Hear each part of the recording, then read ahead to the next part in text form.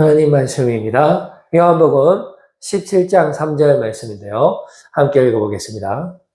영생은 곧 유일하신 참 하나님과 그가 보내신 자 예수 그리스도를 아는 것이니이다. 아멘. 에이투스교를 위해서 계속해서 기도해 주시면 감사하겠습니다. 오늘은 넌스톱 주님 생각하기 캠페인 82번째 기독교라는 제목으로 오늘 주님 주시는 말씀 함께 나누고 주님의 은혜를 나누는 시간 가지도록 하겠습니다. 기독교라는 것은 이제 한자로 이렇게 되어 있는데요. 상당히 복잡한 한자잖아요. 근데 이 한자를 아무리 우리가 뚜렷하게 쳐다봐도 여기에는 예수님이 없습니다.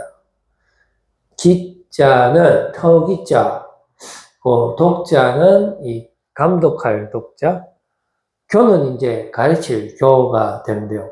기독교, 예수님 없지 않습니까?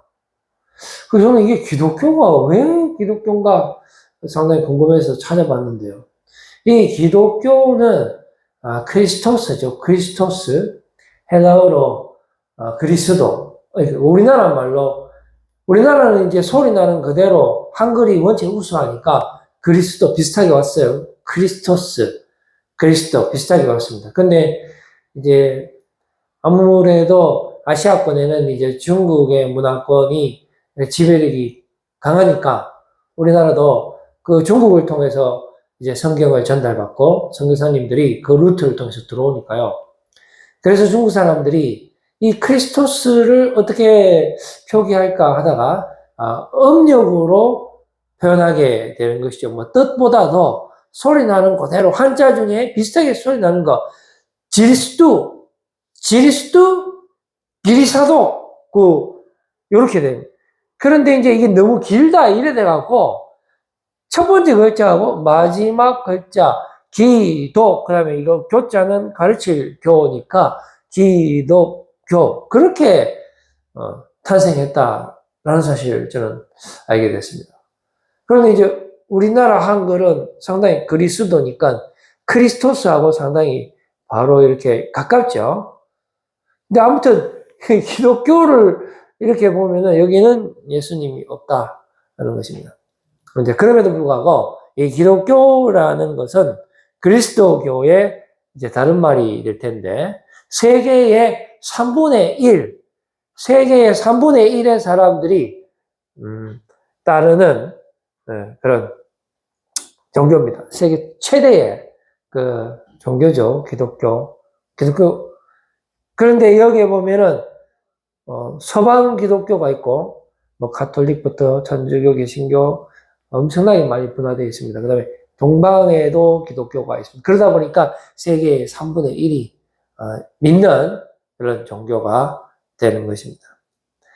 자, 이제 우리가 기독교 교회를 다니면서 무엇을 목적으로 우리가 교회에 갑니까?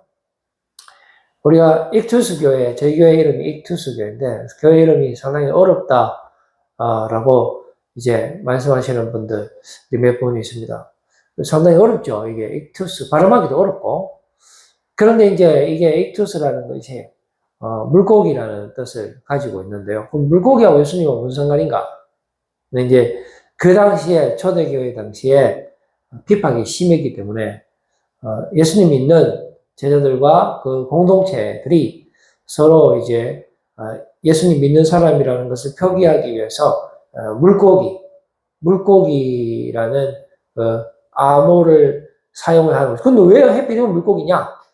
익투스의 앞 글자 익투스 거기에 나오는 그 스페링이 있을 거 아닙니까? 거기 보면은 예수 그리스도 구원자 하나님의 아들 이렇게 거기에 예수님의 뜻이 숨어 있기 때문에 물고기가 아니고 예수님이라는 뜻이 됐습니다.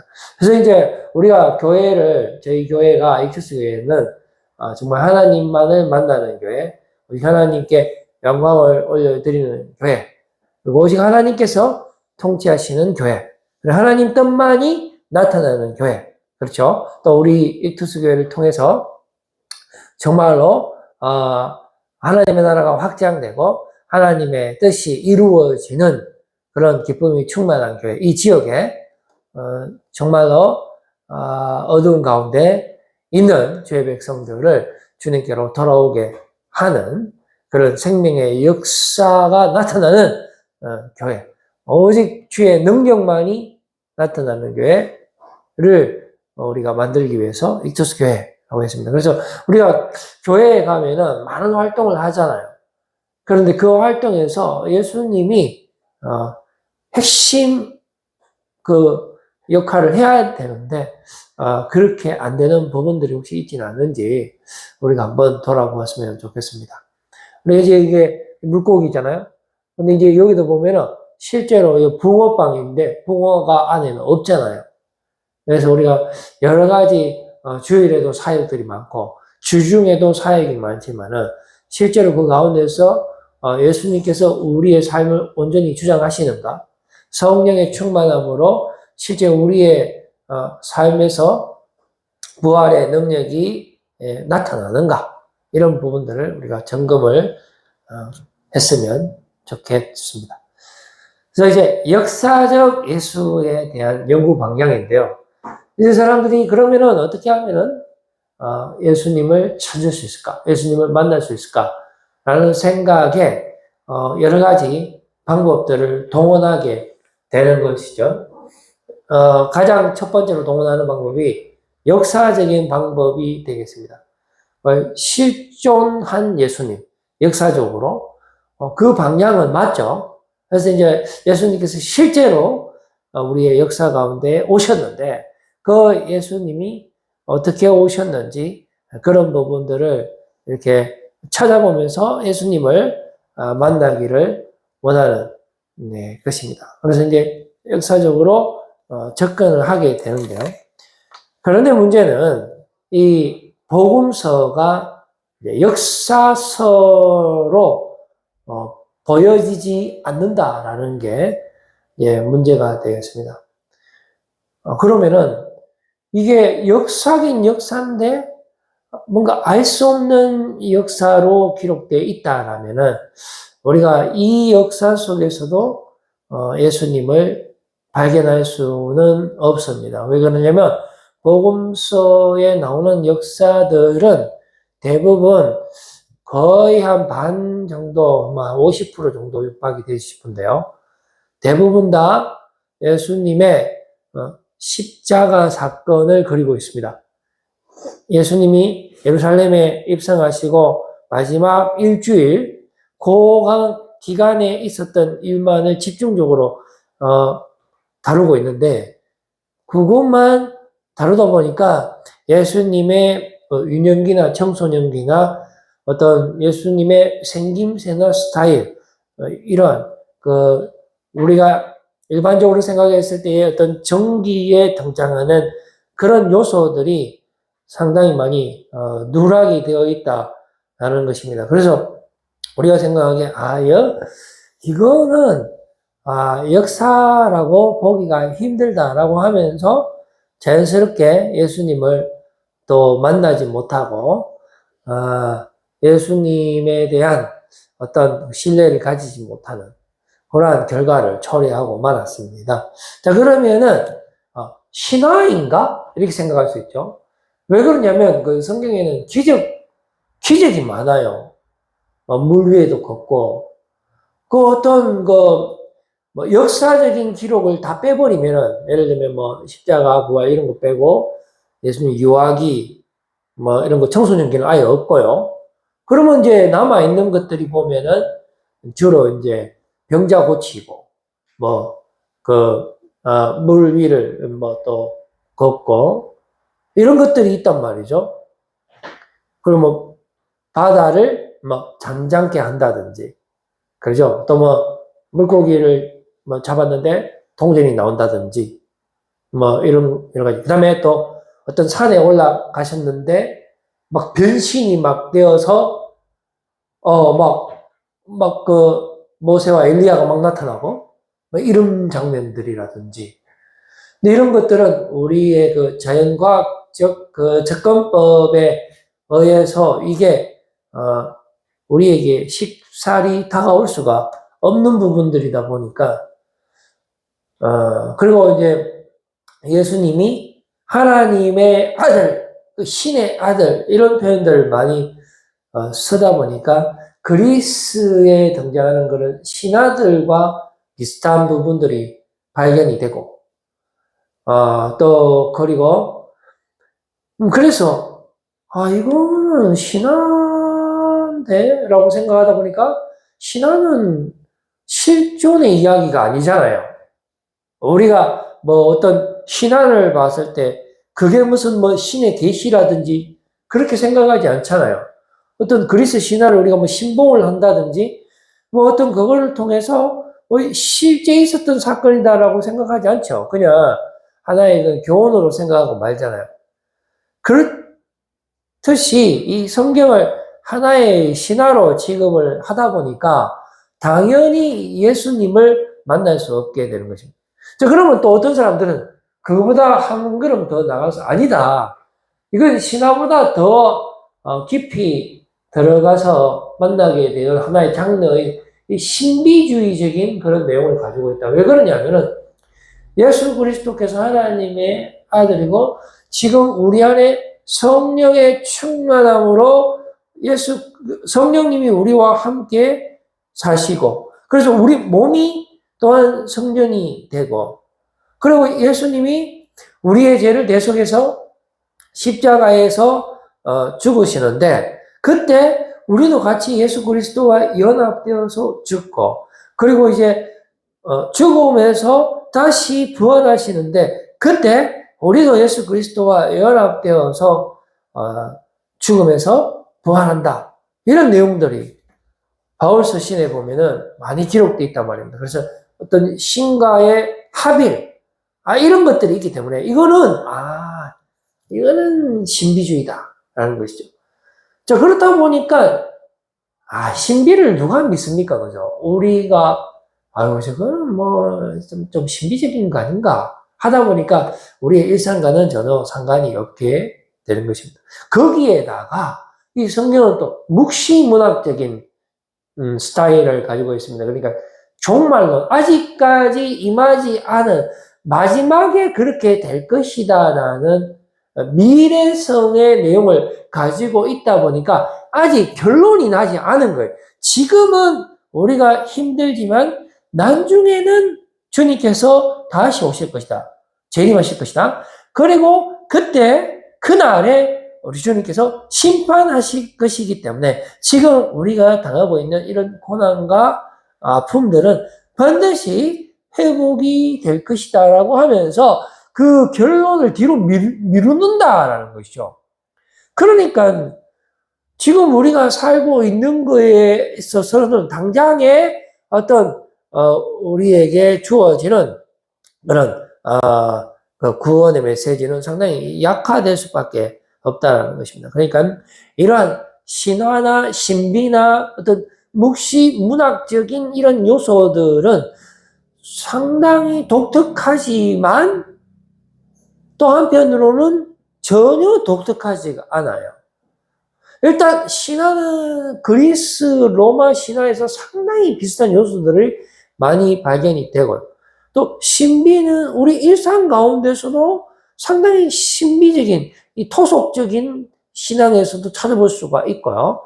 각 세계 도처마다 어떤 신비적인 요소들, 그러니까 우리가 이성으로 자연과학적으로 받아들일 수 없는, 감히 상상도 할 수 없는 그런 신과의 어떤 이렇게 막 하나가 되는 그런 내용들은 상당히 많이 있다라는 거예요.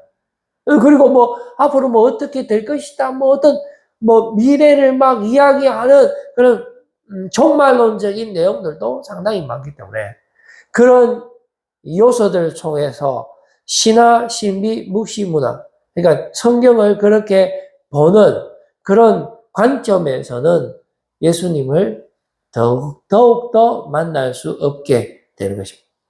그래서 루돌프 불트만이라는 학자가 있는데요. 1884년에 태어나서 1976년도까지 생애가 펼쳐집니다.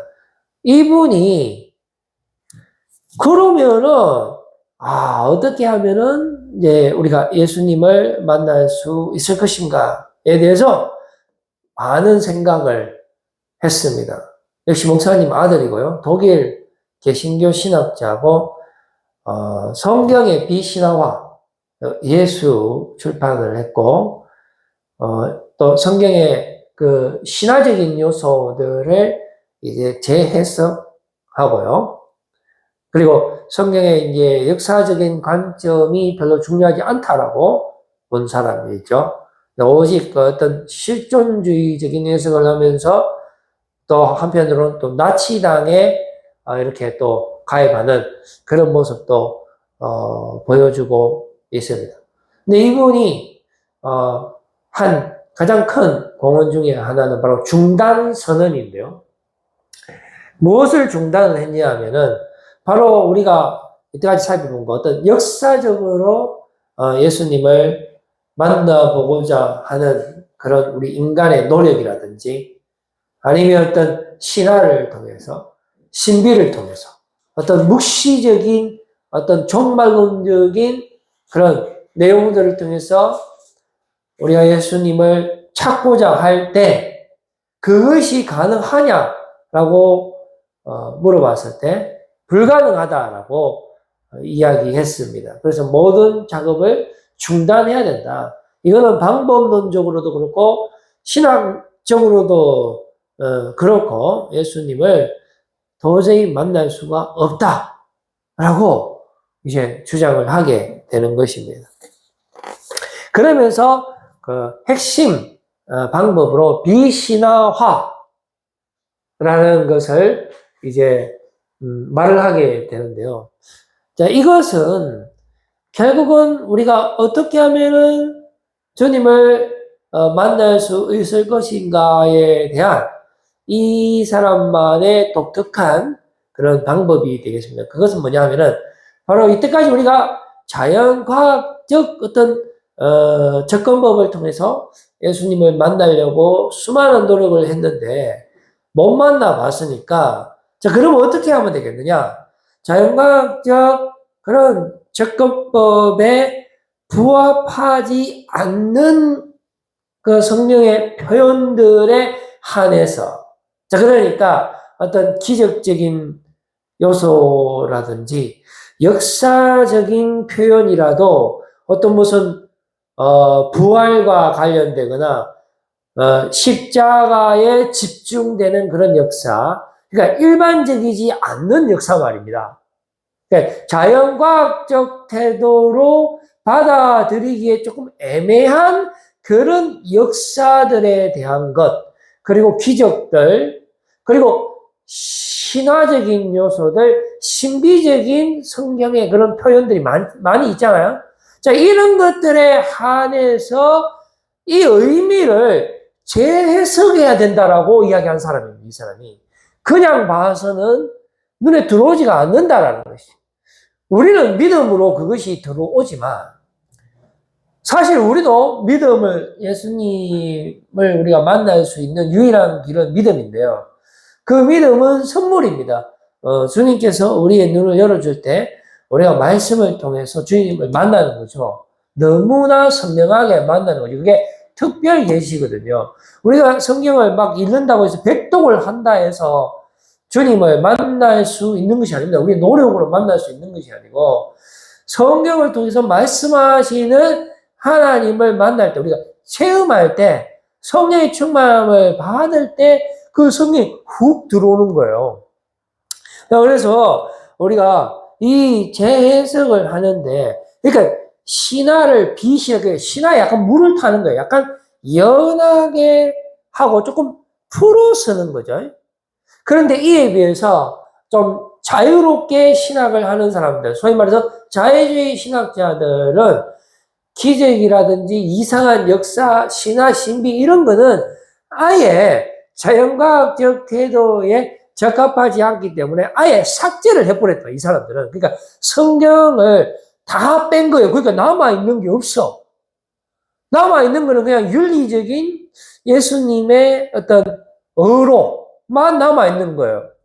그러다 보니까 이 사람들은 더 예수님을 만날 수가 없죠. 그냥 하나의 위대한 스승만 만날 수가 있게 된다라고 하면서 그렇게 하면 안 되고 재해석을 해야 된다는 것입니다. 그래서 이 불트만이 이제 본격적으로 예수님을 만나기 시작하고 찾기 시작하는데 어떻게 하냐면은 불트만의 어떤 체계적인 학문 시스템이 있습니다.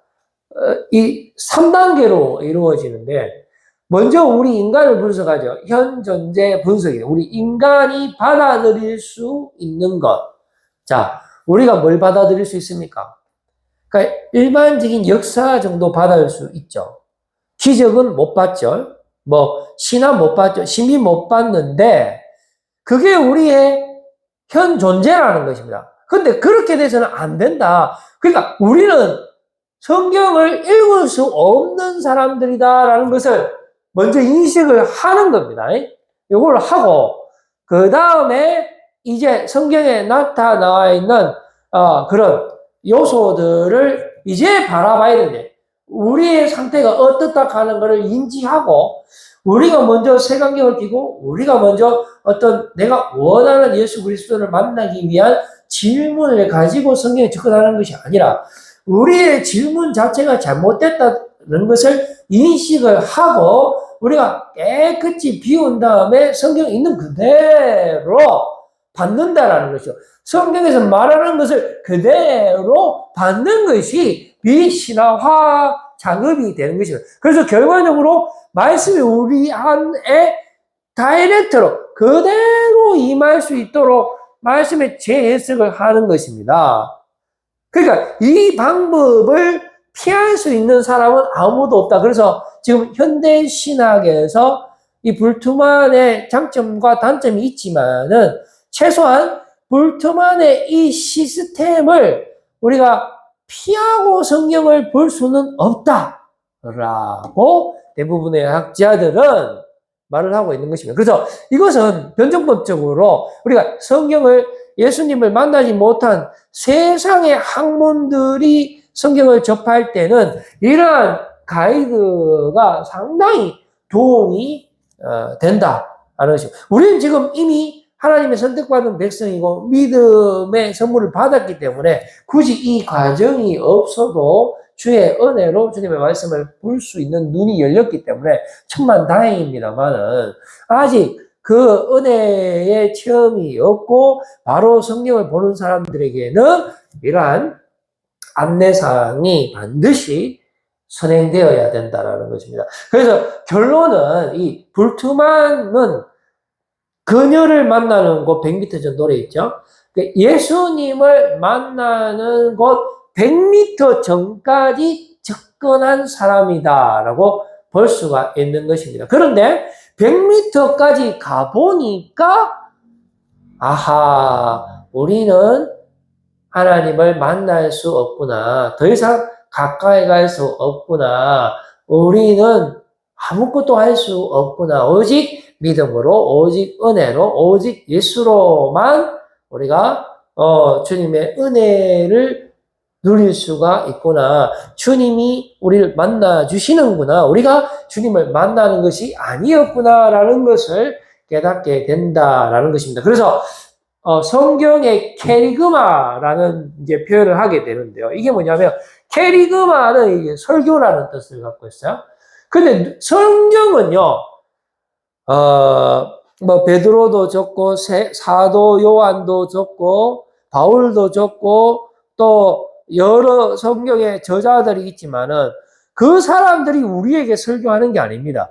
성경은 성령의 영감으로 인간의 손을 빌려서 쓰여진 하나님의 말씀으로서 결국은 성경을 통해서 특별 계시를 우리에게 주시는 거죠. 그러니까 말씀하시는 분이 예수님이에요. 말씀이 예수님이잖아요. 말씀으로 육신이 되어 우리 안에 임하시는 그분께서 이 땅에 오시고 우리에게 말씀을 주시고 그것이 기록된 문체로 나타난 것이 바로 성경이 되는 것이죠. 그래서 성경을 우리에게 전달해 주신데 그 말씀하시는 분이 예수님이란 말입니다.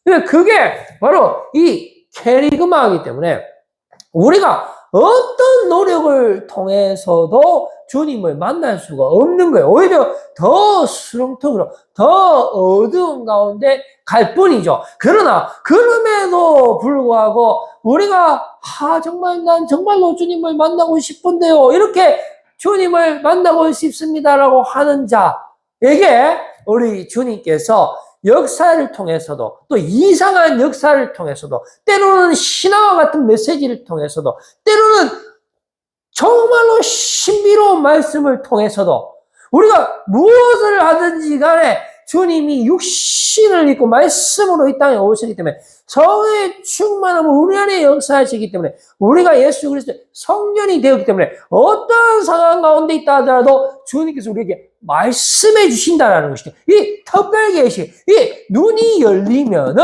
이 성경에서 우리가 예수 그리스도를 얼마든지 만난다면 우리 안에 역사하시는 주님이시기 때문에 그렇죠. 그래서 십자가 부활에 관한 것 있고 그리고 우리 예수 안에서 우리가 구속의 사건을 경험하는 것이고 거기에 대한 우리의 믿음이 견고해지는 것입니다. 그래서 이 믿음이라 하는 것 자체가 바로 내가 그리스도와 함께 십자가에 달렸다가 그리스도와 함께 부활한 것으로 이해하고자 하는 우리의 의지가 되는 것입니다. 그래서 결국은 우리가 정말로 오직 믿음을 통해서만 예수 그리스도를 만나게 된다는 것을 알 수가 있습니다. 그래서 다른 것은 필요가 없게 되는 것입니다. 근데 물론 이렇게 말을 할 수 있죠. 그럼 다른 거 필요 없으면 그거는 어디까지나 교회 안에서의 주장이 아닌가? 그렇죠. 이거는 오직 교회 안에서만 말할 수 있는 주장이 되는 것이. 그러나 그것이 진리의 길이 되는 것이죠.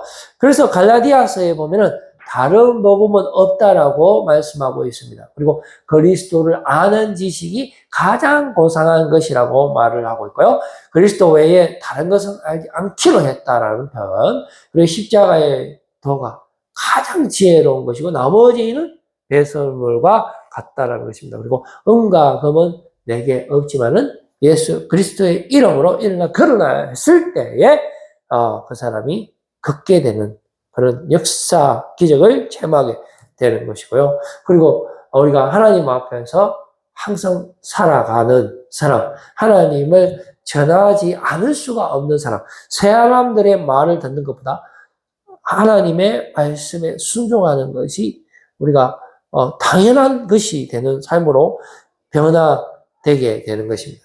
그래서 요한복음 17장 4절에서 5절 말씀에 보면은 아버지께서 내게 하라고 주신 일, 이것이 무엇입니까?